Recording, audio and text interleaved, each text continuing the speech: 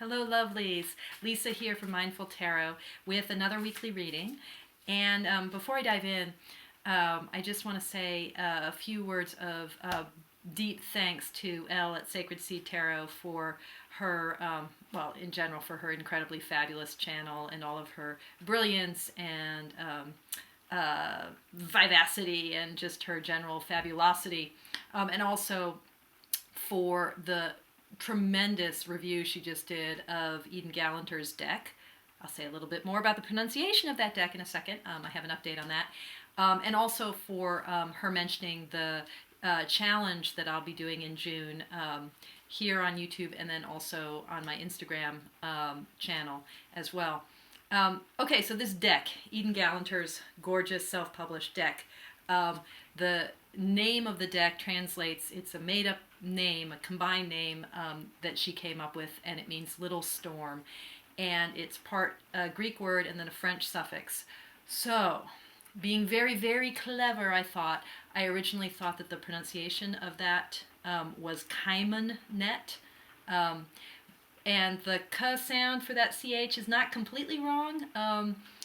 In classical Greek, okay, this is, feel free to tune out my linguistic inner geek coming out at this point, but in classical Greek, sometimes people pronounce CHs as K, but like a hard K, but more precisely, it's more like the CH in Bach, or kind of guttural, like Hebrew. Eden herself says Hebrew, Arabic. So it might be ch or k, like an aspirated K, if that makes any sense. And then I was thinking, I don't know why I was thinking, I think because the letter itself is he, I think. I was thinking it was Cheimonette, but it's, and the EA is like the A in freight. So it's, drum roll please, the Cheimonette, or as Cheimonette, or as Eden herself says, just Cheimonette. So there you have it, folks. We can just call it the Cheimonette Tarot, or the Cheimonette Tarot, or the Cheimonette Tarot, or the Little Storm Tarot. How's that? Okay. I think I've now spent almost 3 minutes talking about how to say the name of this deck. Moving right along into our weekly challenge. Weekly reading, whatever. The challenge will be in June. So, just to focus for a bit. So what do we need to hear this week? What's the governing theme? What's our central issue?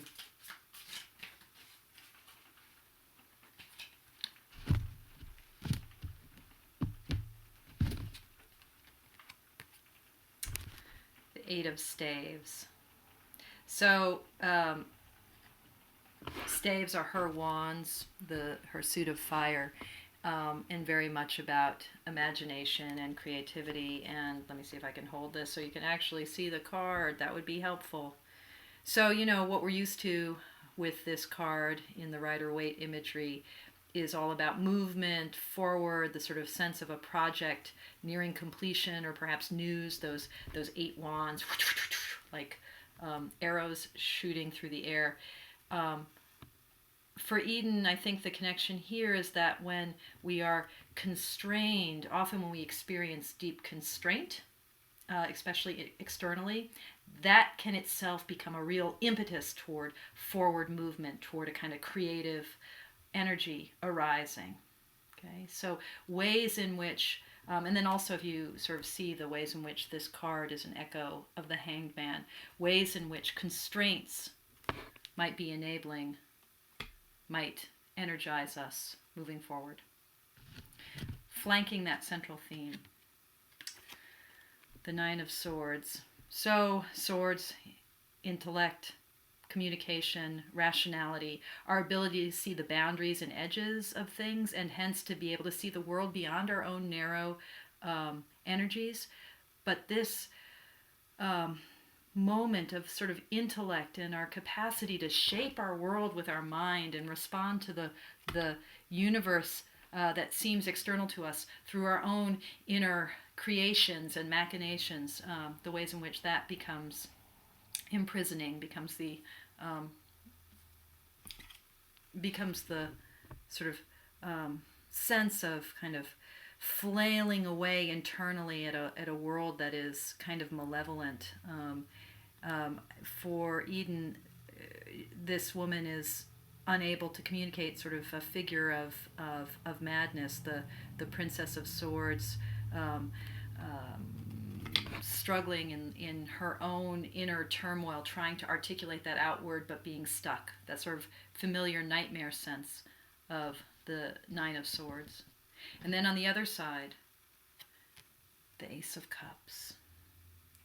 So this wellspring of the emotions, and very much for Eden Gallanter, the cups are the suit where desire is born. That sense of our inner sentiment, our inner life, the life of the heart, as the furnace, the cauldron where emotion springs forth, where that kind of affective link to the world starts to drive us in our creativity, in our efforts at manifesting. So what is blossoming forth from the well springs of desire? Okay, so putting it all together, how will the constraints of our life this week become an impetus and an aid for creativity? How can being bound up externally, how can that nonetheless liberate energies, provide a kind of new perspective on our world that can be productive and creative? So this chariot spread is suggesting, on the one hand, the well springs of emotion, on the other hand, that kind of sense of being trapped in our minds. So how do we bring together that deep resource of both the heart and the head, right? That stuff that we're able to kind of pull together so that we're not just trapped inside our own ideation about the world. We're not just kind of building castles in the air and increasingly those castles turning into dungeons because we're stuck in the confines of our own mind, of our own